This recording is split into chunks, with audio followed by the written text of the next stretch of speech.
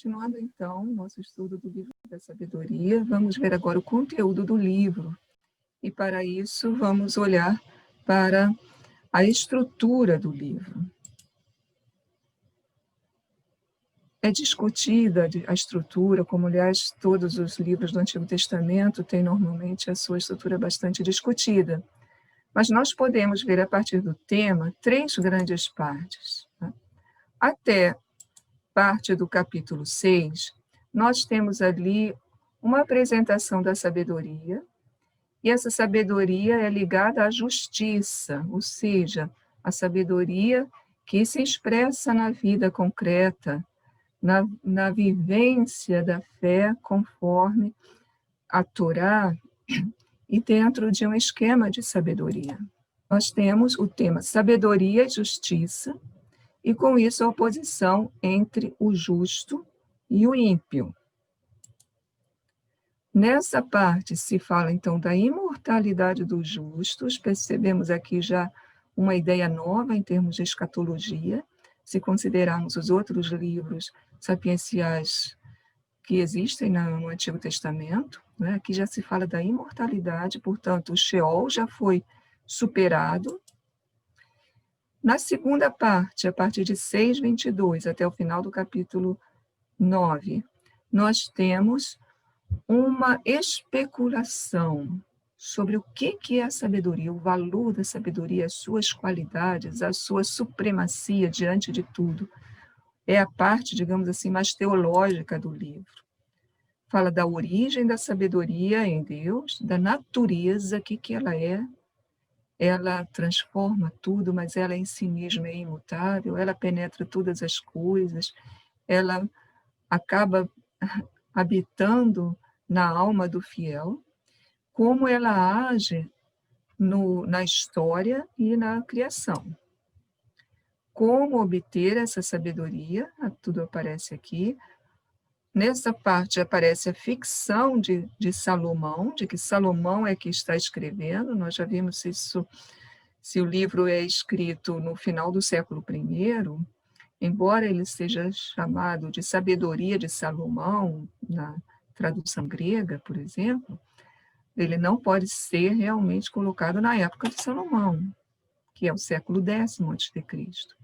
Salomão entra aí como o patrono, digamos assim, né, de toda a sabedoria, mas não como autor verdadeiro.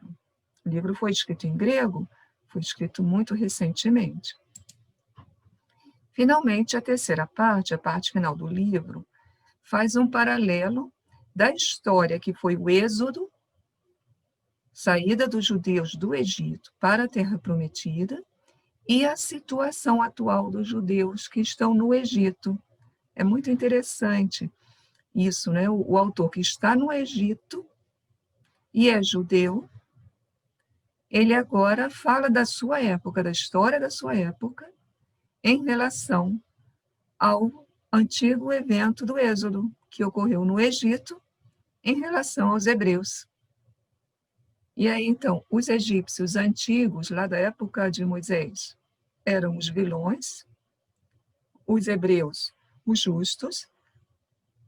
Agora, na época do autor, os pagãos, os idólatras da sua época, ele fala sobretudo contra a idolatria, é o ponto mais tocado por ele. Esses idólatras são como os antigos egípcios da época de Moisés, e nós, os judeus, nós somos como os hebreus, que queremos fazer o culto verdadeiro, né? Então, mostra a providência divina na história de Israel e a oposição entre a idolatria e a vida conforme a justiça. A partir daí, nós podemos entender qual é a finalidade do livro, a partir de todo esse conteúdo, né? Alguns capítulos mencionam claramente perseguições. Nesses capítulos, o tema dominante é a perseguição. Os judeus estão sendo perseguidos, né? E com isso, nós podemos ver que uma das finalidades do livro é fortificar os judeus para que eles sejam fiéis às suas tradições. Eles estão sendo perseguidos, e com isso eles podem declinar, deixar de seguir as suas tradições, passar para o lado daqueles que os criticam, e então deve haver aí um cuidado. Por isso, uma das finalidades do livro é manter a fidelidade dos judeus às suas tradições. O livro foi escrito em grego, em ambiente helenista, porém ele é totalmente judaico. Ele tem tudo aquilo que caracteriza propriamente a religião, a fé, a maneira de viver dos judeus. Nós vemos aqui uma boa parte do livro com esse tema das perseguições. Quem são esses perseguidores? Já nos referimos ao fato de que alguns identificaram esses perseguidores como sendo os romanos, que perseguiriam os judeus. Mas isso não se verifica no livro, não. Nós temos, sobretudo no capítulo 2, um texto que fala muito bem dessa temática. Vamos ler aqui, capítulo 2, de 10 a 20. Quem está falando são os perseguidores, são os ímpios. Oprimamos o justo pobre, não poupemos a viúva, nem respeitemos as velhas cãs do ancião. Que nossa força seja a lei da justiça, pois o fraco, com certeza, é inútil. Então, eles são fortes, os perseguidores. Cerquemos o justo, porque nos incomoda. Ele se opõe às nossas ações, nos censura as faltas contra a lei, nos acusa de faltas contra a nossa educação. Declara ter o conhecimento de Deus. Então, o justo diz, não, eu conheço o verdadeiro Deus. E se diz filho do Senhor. Ele se tornou acusador de nossos pensamentos. Basta vê-lo para nos importunarmos. Sua vida se distingue da dos demais. Seus caminhos são todos diferentes. Ele nos tem em conta de bastardos. De nossas vias se afasta, como se contaminassem. Proclama feliz o destino dos justos e se gloria de ter a Deus por Pai. Vejamos se suas palavras são verdadeiras. Experimentemos o que será do seu fim. Pois se o justo é filho de Deus, ele o assistirá e o libertará das mãos de seus adversários. Experimentemo-lo pelo ultraje e pela tortura. Então há uma perseguição forte.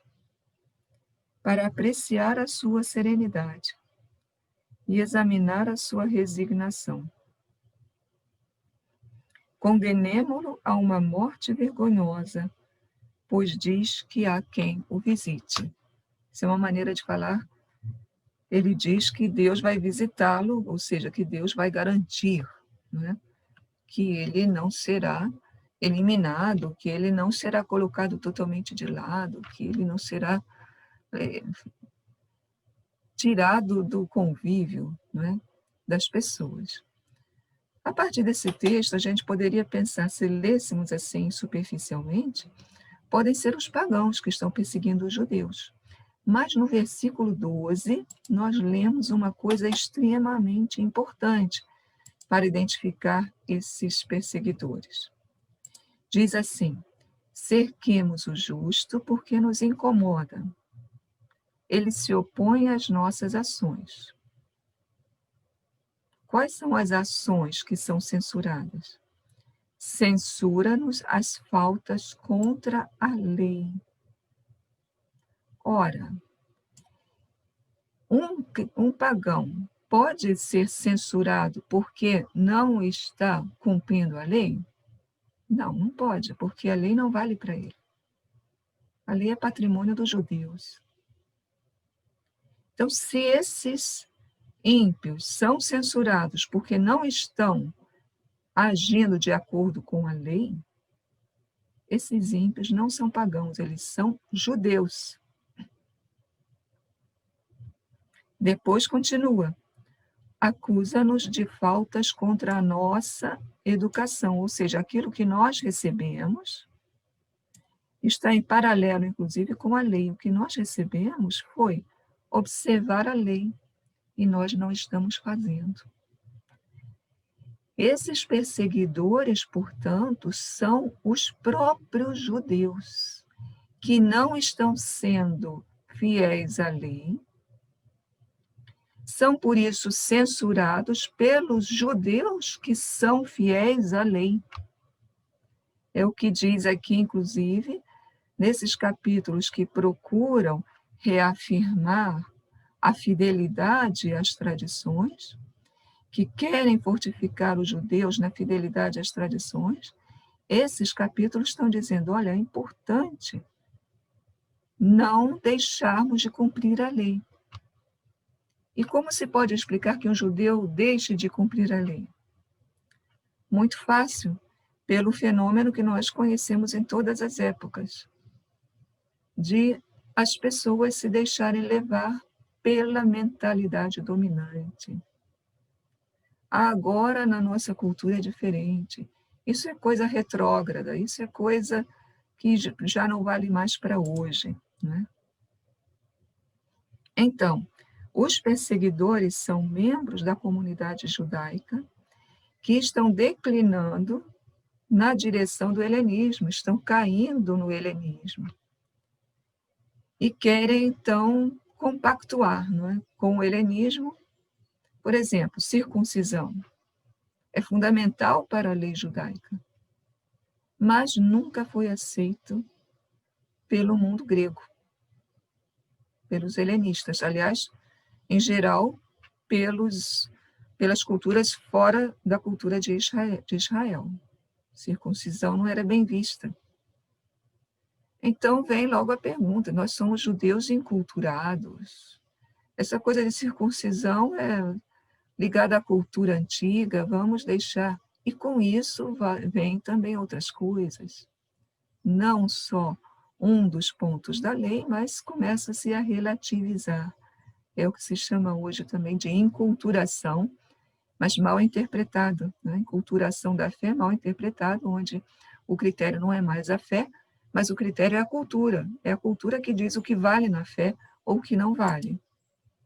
Ou seja, havia o perigo de os judeus assimilarem os valores culturais helênicos, deixando as suas tradições próprias, e para isso foi escrito o livro. Tá?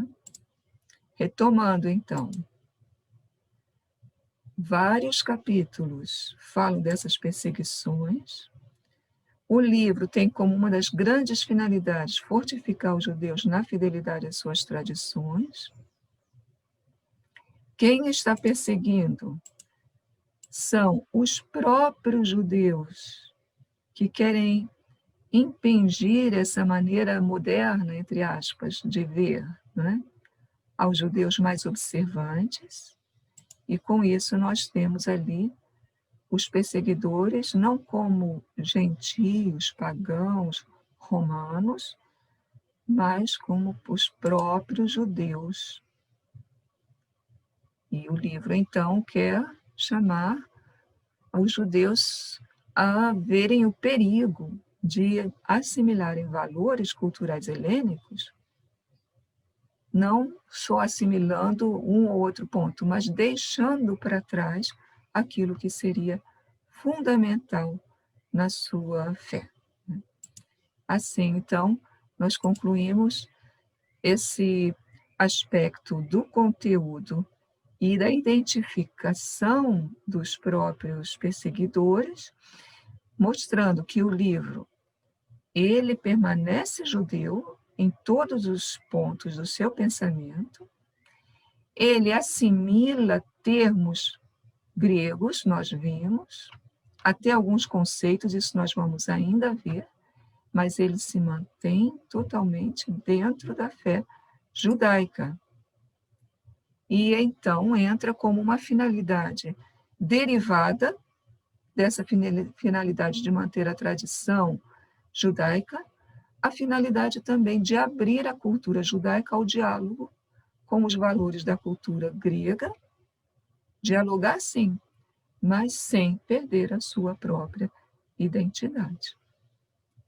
O livro tem, portanto, um valor muito grande, não só na antiguidade, mas hoje, porque hoje também, como em todas as épocas, o cristianismo, a fé cristã, se depara também com essas tendências culturais do seu tempo, da sua época, e deve responder a essas tendências culturais. E como responde? Com que critérios? Como manter a fidelidade à fé que vem de Jesus Cristo, dos apóstolos, da Igreja das Origens, e, ao mesmo tempo, responder à altura dos desafios da nossa época? Refletindo aqui sobre o livro da sabedoria, nós podemos chegar a ter elementos, critérios, para perceber que quanto mais fiéis nós formos aos pontos da nossa fé, mais nós podemos responder aos desafios que nos são colocados todos os dias.